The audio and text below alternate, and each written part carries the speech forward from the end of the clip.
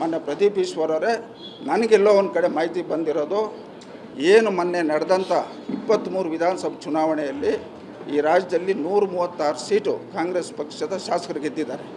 ನಾಳೆ ಇದೇ ರೀತಿ ನೀವು ಮಾತಾಡ್ಕೊಂಡು ಮುಂದುವರ್ಸ್ಕೊಂಡು ಹೋದರೆ ಮುಂದೆ 2028ಕ್ಕೆ 136 ಸೀಟು ಕಾಂಗ್ರೆಸ್ ಪಕ್ಷದ್ದು 66 ಸೀಟ್ ಬರ್ತದಂತ ಈ ಮಾಧ್ಯಮಗಳ ಮುಖೇನ KPCC ಅಧ್ಯಕ್ಷರಿಗೂ ಕಾಂಗ್ರೆಸ್ ಪಾರ್ಟಿ ವರಿಷ್ಠರಿಗೆ ಗಮನ ತರಲಿಕ್ಕೆ ನಾನು ಬಯಸ್ತಾ ಇದ್ದೀನಿ.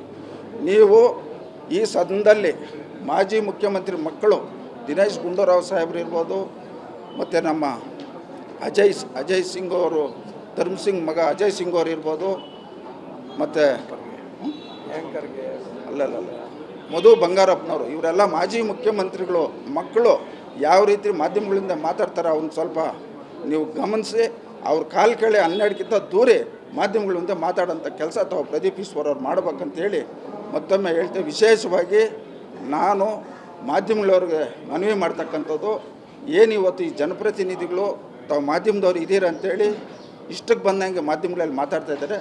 ಅವರ ಒಂದು ಮಾತನ್ನು ತಾವು ಪರಿಗಣಿಸಿ ನೀವು ಜಾಹೀರಾತು ಮಾಡಿದರೆ ಭಾಳಷ್ಟು ಒಳ್ಳೆಯದಂತ ನನ್ನ ಒಂದು ಅಭಿಪ್ರಾಯ. ಇವತ್ತು ಸಾಮಾಜಿಕ ಜಾಲತಾಣದಲ್ಲಿ ಸೋಷಿಯಲ್ ಮೀಡಿಯಾದಲ್ಲಿ ನಾವು ನೋಡ್ತಾ ಇದ್ದೀರಿ ಯಾವ ರೀತಿ ಇವತ್ತು ಪ್ರದೀಪ್ ಈಶ್ವರ್ ಅವ್ರನ್ನ ಟ್ರೋಲ್ ಮಾಡ್ತಾ ಇದ್ದಾರೆ ಅಂತ. ಇವತ್ತು ಅವರೊಂದು ಶಿಕ್ಷಣ ಸಂಸ್ಥೆ ನಡೆಸ್ತಾ ಇದ್ದಾರೆ. ಪ್ರದೀಪ್ ಈಶ್ವರ್ ಅವರು ಒಂದು ಶಿಕ್ಷಣ ಸಂಸ್ಥೆ ನಡೆಸ್ತಾ ಇದ್ದಾರೆ. ಇವತ್ತು ಅಲ್ಲಿ ಆ ಮಕ್ಕಳು ಇವ್ರ ಕೆಳಗಡೆ ವಿದ್ಯಾಭ್ಯಾಸ ಮಾಡ್ತಕ್ಕಂಥ ಮಕ್ಕಳು ಸಹ ಮುಂದಿನ ದಿನಗಳಲ್ಲಿ ಅವ್ರಿಗೆ ಹೇಳ್ಬೇಕಾಗ್ತದೆ. ಮತ್ತು ಇನ್ನೊಂದು ಮಾತು ಹೇಳಿದ್ದಾರೆ ಅವರು, ನಾನು 75 ಲಕ್ಷ ರೂಪಾಯಿ ವಾಚ್ ಕಟ್ಟಿದ್ದೀನಿ ಅಂತ. ಕುಮಾರಣ್ಣವರು ಸಾಧಾರಣ ವಾಚ್ ಕಟ್ಟಿದವರೇ, ನಾನು 75 ಲಕ್ಷ ರೂಪಾಯಿ ವಾಚ್ ಕಟ್ಟಿದ್ದೀನಿ ಅಂತ. ಎಲ್ಲಿಂದ ಬಂತು ನಿಮ್ಗೆ 75 ಲಕ್ಷ ರೂಪಾಯಿ ವಾಚ್ ಕಟ್ಟೋಕ್ಕೆ? ನೀನು MLA ಮುಂಚೆ ನಿನ್ನ ಆಸ್ತಿ ಏನು, ನಿನ್ನ ಪ್ರಾಪರ್ಟಿ ಏನು, ನೀನು MLA ಆದಮೇಲೆ ಏನೇನು ಮಾಡ್ತಾಯಿದ್ದೆ ಚಿಕ್ಕಬಳ್ಳಾಪುರದಲ್ಲಿ, ಇದೆಲ್ಲ ಸಂಪೂರ್ಣವಾಗಿ ನಮ್ಮ ಹತ್ರ ಮಾಹಿತಿ ಇದೆ. ಸಮಯ ಬಂದಾಗ ನೀನು ನಮ್ಮ ಸವಾಲು ಸ್ವೀಕಾರ ಮಾಡು, ನಾನು ನಿನ್ನ ಎದುರುಗಡೆ ಬರ್ತೀನಿ ಮಾತಾಡೋಕ್ಕೆ. ನೀನು CM IDP ಗ್ರ್ಯಾಂಟಿ 75 ಕೋಟಿ ಏನೇನು ಮಾಡಿದೆ ಪ್ರತಿಯೊಂದು ನನ್ನ ಹತ್ರ ಮಾಹಿತಿ ಇದೆ. ನಾನು ಮಾತಾಡ್ತೀನಿ ಎಲ್ಲೆಲ್ಲಿ ಏನೇನು ಕೆಲಸಗಳು ಮಾಡಿಸಿದ್ಯಾ, ಎಲ್ಲೆಲ್ಲಿ ಎಷ್ಟು ಲೂಟಿ ಮಾಡಿದ್ಯಾ ಅಂತ.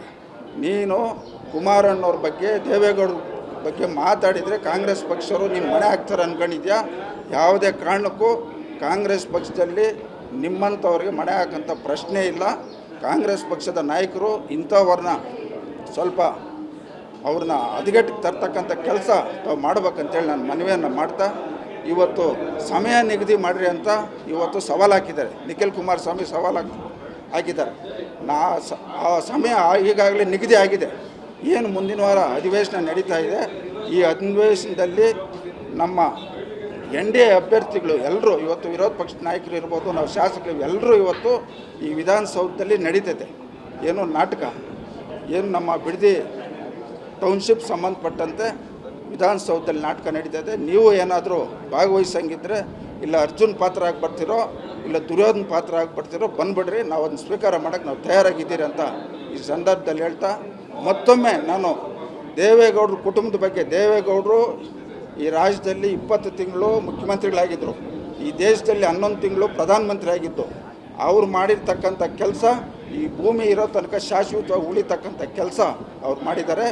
ಅವ್ರ ಕುಟುಂಬ ಬಗ್ಗೆ ಮಾತಾಡಬೇಕಾದ್ರೆ ಸ್ವಲ್ಪ ಗಮನ ಇಟ್ಕೊಂಡು ಮಾತಾಡೋಂಥವ್ರು ಆಗಬೇಕು.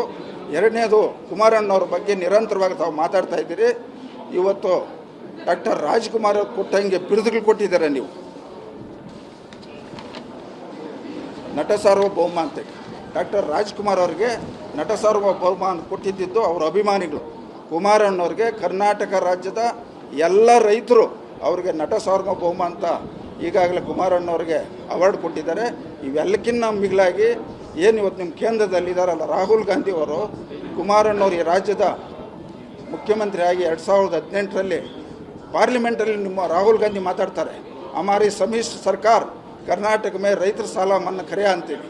ಅಂದರೆ ನಿಮ್ಮ ರಾಹುಲ್ ಗಾಂಧಿ ಅವರೇ ಕುಮಾರಣ್ಣಗೆ ಕ್ರೆಡಿಟ್ ಕೊಟ್ಟಿದ್ದಾರೆ. ನೀವೇನು ಕೊಡೋಂಥ ಅವಶ್ಯಕತೆ ಇಲ್ಲ. ಮುಂದೆ ನೀವೇನಾದರೂ ಕುಮಾರಣ್ಣವ್ರ ಬಗ್ಗೆ, ದೇವೇಗೌಡರ ಕುಟುಂಬದ ಬಗ್ಗೆ ಏನಾದರೂ ಮಾತಾಡಿದರೆ ನಾವು ನಿರಂತರವಾಗಿ ನಿಮ್ಮ ವಿರುದ್ಧವಾಗಿ ಮಾತಾಡೋಕ್ಕೆ ಎಲ್ಲ ರಂಗದಲ್ಲೂ ನಾವು ತಯಾರಾಗಿದ್ದೀರಂತ ಈ ಮಾಧ್ಯಮ ಮುಖೇನ ನಮಗೆ ಎಚ್ಚರಿಕೆಯನ್ನು ಕೊಡ್ತಾ ಇದ್ದೀವಿ.